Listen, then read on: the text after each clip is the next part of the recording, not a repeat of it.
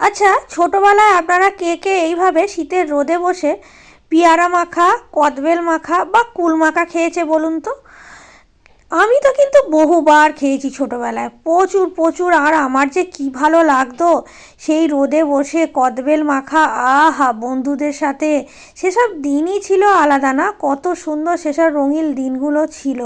চাইলেও না সেই দিনগুলোতে আর ফিরে যেতে কোনো দিনই পারবো না, বা সেই দিনগুলোকে ফিরিয়ে আনতেও পারবো না। কারণ এখনকার দিনকালগুলো সত্যি একদম অন্যরকম হয়ে গেছে।